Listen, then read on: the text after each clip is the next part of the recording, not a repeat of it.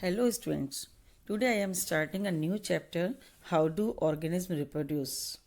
In this chapter we will study about the reproduction and the types of reproduction, asexual and sexual reproduction, and different types of asexual reproduction.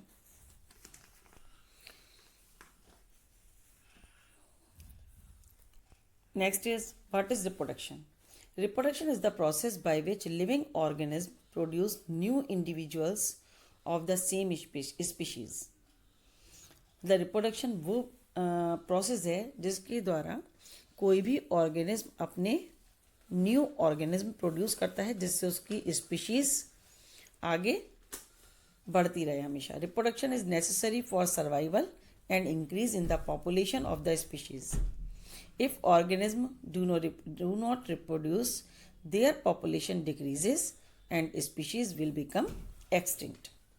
So, the reproduction is necessary for increase the population and for maintain the species. Second point is, do organisms create carbon copies of themselves? क्या जो organism हैं, जो new organism हैं, क्या वो अपने parents की बिल्कुल कार्बन कॉपी होते हैं, सेम टू सेम होते हैं? तो the DNA molecule in the chromosomes in the nucleus is responsible for the transfer of characters. जैसे कि आप जानते हैं कि अपने हेरिडिटी चैप्टर में हमने पढ़ा था कि genes are the heredity unit and genes are made up of DNA. Genes are made up of DNA. The DNA molecules in the chromosomes in the nucleus is responsible for the transfer of characters from the parents to the offsprings. During reproduction, the reproductive cells produce two copies of the DNA which separate into two cells. ठीक है, जैसे कि मैंने आपको heredity में बताया था, it is called the gamete formation. जो डीएनए होते हैं वो टू सेट में डिवाइड हो जाते हैं, उनके टू सेट्स बन जाते हैं, और गैमीट जो होते हैं वो हैप्लॉइड होते हैं. ये हम लास्ट चैप्टर में पढ़ चुके हैं. The DNA copies will be similar but not identical to each other. DNA copies जो हैं वो सिमिलर तो होती हैं, जैसे कि आपने देखा होगा ह्यूमन बींग्स हैं, ह्यूमन बींग्स की टू आइज होंगी, टू हैंड होंगे, टू लेग्स होंगे, और उनकी पोजिशन भी एक सेट होगी. This is called the basic structure. ये बेसिक स्ट्रक्चर तो हर ऑर्गेनिज्म का सेम होगा, बट जो कुछ स्पेशल कैरेक्टर्स होते हैं जैसे आइज का कलर है, हेयर का कलर है, ये डिफरेंट हो सकते हैं. तो ये जो डीएनए कॉपीज हैं ये सिमिलर तो होती हैं but not identical. So the new individuals have slight variations. इसीलिए जितने भी न्यू ऑर्गेनिज्म होते हैं उनमें कुछ कुछ वेरिएशंस होते हैं अपने पेरेंट्स से. This is the basis for variations and evolution. और यही इवोल्यूशन और वेरिएशंस के लिए जरूरी हैं.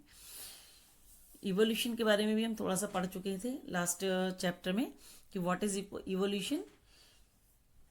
एक लंबे समय तक इतना चेंज आ जाना, और the changes in long period by which I species change from our parents, और एक नई स्पीशीज का उसको नाम देना पड़ता है. ठीक है, जैसे कि डियर के लिए बताया जाता है कि डियर से जिराफ बने. तो इतने ज़्यादा चेंजेस आ गए थे कि अब वो डियर से बिल्कुल डिफरेंट हो चुके थे, उनको एक नई स्पीशीज का नाम हमें देना पड़ा. It is called the evolution. Next is the importance of variations. Variations की क्या इंपॉर्टेंस है? जो हमारी बॉडी में थोड़े थोड़े चेंजेस अपने पेरेंट्स से आते हैं, यही मेन कारण होता है न्यू स्पीशीज बनने का. तो इससे बहुत सारी स्पीशीज बनती है एनिमल्स की. डिफरेंट टाइप के आपको बर्ड्स नजर आएंगे, डिफरेंट टाइप को आपको एनिमल्स नजर आते हैं. टाइगर्स हैं, वो डिफरेंट टाइप्स के होंगे. तो DNA copying during reproduction is important for maintaining the body design of different organisms to survive in the existing environment. But the environment is constantly changing due to the changes in temperature, climate, water levels, etc. If organisms cannot adjust themselves to the changes in the environment, then their species will become extinct. It is called the adaptation. Adaptation क्या होता है? कि अगर हमारे environment में change हो रहे हैं और हम उस एनवायरनमेंट के चेंज के हिसाब से अपने आप को चेंज नहीं करते हैं, अपने अंदर एडेप्टेशन नहीं लाते हैं, अपने अंदर सर्वाइवल का कैरेक्टर नहीं लाते हैं, तब हम एक्सटिंक्ट हो जाएंगे, वो स्पीशीज़ ख़त्म हो जाएगी। जैसे डायनासोर्स ख़त्म हो गए, तो वो हमें एनवायरनमेंट के साथ चेंज होना पड़ता है, एनवायरनमेंट हमारे हिसाब से चेंज नहीं होता है। तो अगर हम एनवायरनमेंट के साथ चेंज होते रहते हैं then we will survive, otherwise वो स्पीशीज एक्सटिंक्ट हो जाएगी, ख़त्म हो जाएगी सर से।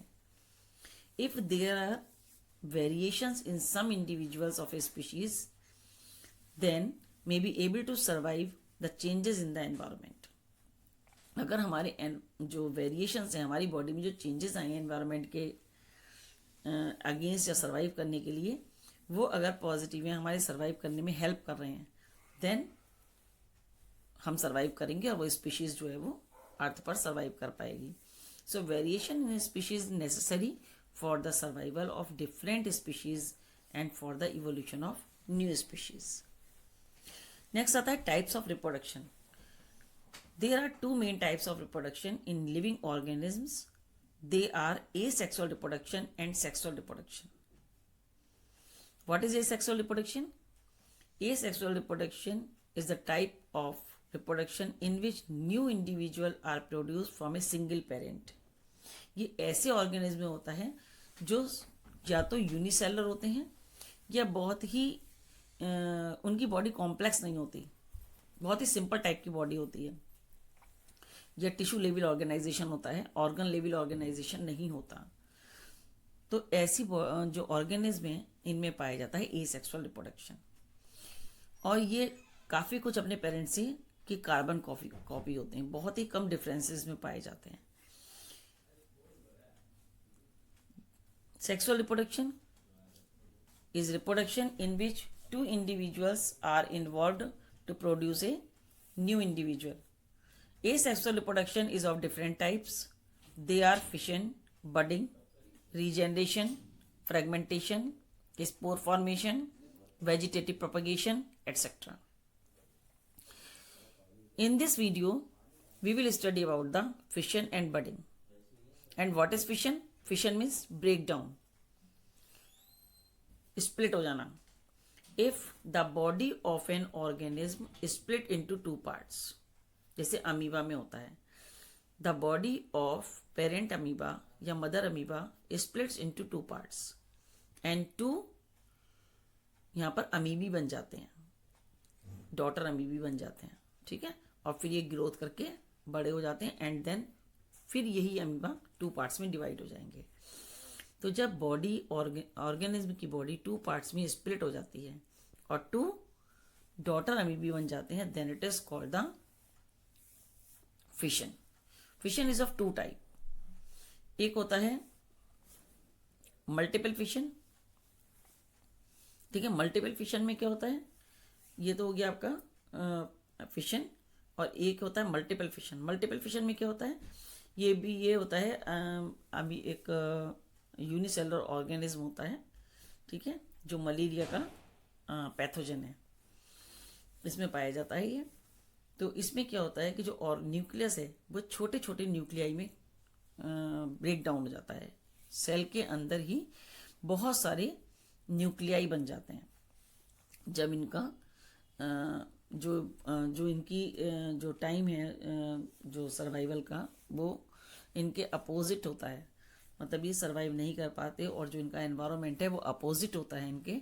देन ये क्या करते हैं, इनकी जो सेल है उस सेल के चारों तरफ एक शील्ड बन जाती है और इसके जो न्यूक्लियाइज हैं वो बहुत सारे न्यूक्लियाइज में ब्रेक डाउन हो जाते हैं।